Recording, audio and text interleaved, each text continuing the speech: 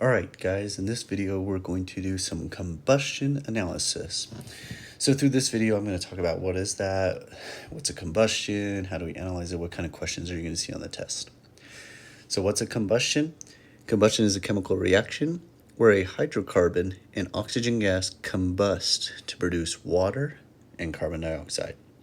Here's an example right here written out. We have a combustion reaction of methane. Okay, so methane is CH4. This is the hydrocarbon. We've got oxygen as one of the reactants as well. And those combust to produce carbon dioxide and water. Now, for a lot of us, this might be the first time us seeing a chemical reaction. That's totally fine. The reactants are always over here. Reactants, sorry. And products over here. Now, we don't need to go too much detail on what a reactant, product, and chemical reaction is right now. You're going to see a lot of it throughout the year, but I just want to clarify that the hydrocarbons are always a reactant, oxygen is always a reactant, and carbon dioxide and water are always a reactant. Okay, the only thing that's going to change in a combustion question or combustion reaction is the type of hydrocarbon. So what is a hydrocarbon? Hydrocarbons are anything with carbon and hydrogen. Thus the name hydrocarbon, right? Here are some examples. You got methane, which is CH4, ethane is C2H6, propane is C3H8. Notice these are getting bigger and bigger. And these are just little drawings of what they look like geometrically, so that's kind of cool. But basically, CH of some sort of combination. This could be any number, but essentially we got carbon and hydrogen. Now, sometimes a hydrocarbon has something else in it, like a nitrogen, or I've seen oxygen. But for the most part, the most important thing about a hydrocarbon is we see that C and H, that carbon and hydrogen. So, what is combustion analysis? Combustion analysis is a way for us to determine the empirical formula of the hydrocarbon. So we notice that hydrocarbon could be anything. It could be CH4, C2H6, C3H8. There's a lot of different combinations of it. And being able to determine that is a really cool thing. And that is kind of based on the question and how we're going to solve it. So it's always figured out by understanding how much carbon dioxide and water is produced. We can then determine empirical formulas for the hydrocarbon. It's very similar to the previous video where we learned how to find empirical formulas, but now we're just doing it in a very specific way. So here is a problem. We have a hydrocarbon fuel and it is fully combusted with 18.214 grams of oxygen and yields 23.118 grams of carbon dioxide and 4.729 grams of water. Find the empirical formula for the hydrocarbon. Now, just to solve this question, you don't have to do this, but I'm just going to write this out. We have some sort of hydrocarbon. We don't know the amount of carbons and the amount of hydrogens, so I'm going to put an X and a Y there because we don't know what it is. We also have a lot of oxygen, 18.214 grams of oxygen, and it is producing carbon dioxide, 23.118 grams, and it is also forming water, 4.729 grams, okay? Now, I put this up here for one thing that's kind of important. We actually do not care about how much oxygen was used because oxygen is not part of this hydrocarbon. So I don't actually have to worry about this oxygen. In fact, instead, I only need to know how much carbon dioxide and water I used. Now to solve this, I'm going to do everything very similar to the empirical formula questions that I did in the previous video. So I'm going to take my 23.118 grams of carbon dioxide and I'm going to turn it into moles. Okay, I'm going to do Trinjax just to keep it a track. Now, carbon dioxide has a molar mass of 44.011 grams. So I'm going to put 44 grams of carbon dioxide for every 1 mole of carbon dioxide. Okay, the grams of carbon dioxide will cancel out. So if I were to solve for this, I get my answer in moles of carbon dioxide. Now to solve this question, I need to know how many moles of carbon are used. So I'm actually going to do one more set of train tracks. Okay, remember how I said there might be moments where we're going to need to do more train tracks? This is one of those moments. So I want to convert moles of CO2 to moles of carbon because I'm just looking for the carbon in the in the hydrocarbon.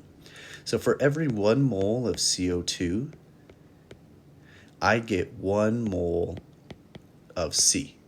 And that's because in CO2, there's just one part of that mole for every 2 moles of oxygen.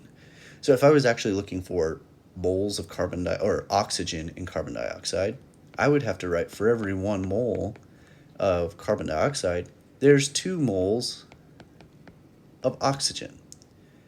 But in this case, it does seem a little redundant, but since there is only 1 mole of C in CO2, I do need to clarify that. That way moles of carbon dioxide cancel out. And instead now I get my answer in just moles of carbon. In this case, I will get 0.525 moles of carbon. Okay, I'm going to do the same thing for water now. I have 4.729 grams of water. In every 1 mole of water, I will get 18.01 grams of water. Okay, and this is one of those cases, for every 1 mole of water, I want to know how much hydrogen I can get out of it, so I need to make a 2 moles of hydrogen. Okay, and when I do that math, I get approximately 0.525 moles of H. Okay, I'm going to add a page. Okay. Oops, I lost this. I lost my whole bottom part. That sucks. This was 18.01 grams and 1 mole of H2O, and my answer is 0.525 moles of H. So, at this point, now I need to determine the X and Y, or the subscripts for my carbon and hydrogen. Now I'm going to do the same thing I did with my empirical formulas. I'm going to divide each of these by the lowest molar ratio or mole factor. In this case, it's 0.525 for both of them. It actually comes out really even because I actually have 1 mole of C and 1 mole of H, which means my empirical formula for this question is CH. That is the empirical formula. So this is a very, very long video or question to answer. Hopefully you get some practice and you can break it down and answer it a lot faster. Let me show you what they like to do. Oh, there's my other part of the pages. What they like to do. This is an actual practice problem that I've taken from the AP test. Okay, it is a combustion analysis problem. Complete the combustion of a sample of a hydrocarbon in excess oxygen produces equimolar quantities of carbon dioxide and water. Which of the following could be the molecular formula of the compound? Okay, now the key part of this, notice we didn't get any numbers like this question. They didn't give us grams of oxygen, carbon dioxide, and water. Instead, the key word is this, equimolar. That means they have equal amounts of moles. So if I have 1 mole of carbon dioxide and 1 mole of water, I have equimolar because they're the same amount of moles. So the question is saying, which of these hydrocarbons can work if I have equimolar? Well, I'm going to have to do the same thing I did above, but they've already started me off with these moles. So instead, I'm going to convert these to the moles of the individual parts. Well, for every 1 mole of CO2, I can have 1 mole of C. And for every 1 mole of H2O, I get 2 moles of H. See how I got 2 moles here, but only 1 mole of C there? That means in this particular example, when I have equimolar, I can have 1 mole, oh sorry, I didn't answer these, 1 mole of C and 2 moles of H. I can have 1 mole C, 1 mole, oh sorry, 2 moles of H. So what would my, what is the word, molecular formula or empirical formula be? CH2. Any combination of this, right? The molecular formula could be CH2, it could be C2H4, it could be C3H6, right? As long as it's this 1 to 2 ratio of carbon to hydrogen, right? It could be any of these three.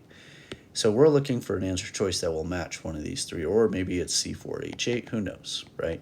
It could be any of those. But looking at this one, we got C2H2. Well, that's not going to work. That is a 1-to-1 ratio. C2H6 won't work. That's a 1 to 3. Oh, look at there. B or C. This one would work. And does 6 work? No, it doesn't. That's a 1-to-1 ratio. So the only possible answer choice would be C. C2H4. Okay, that was a decent amount, and I know I wasn't here to help. I would have liked to have done this in class. That being said, if you need extra help on this, please let me know, and I can do some more examples with you.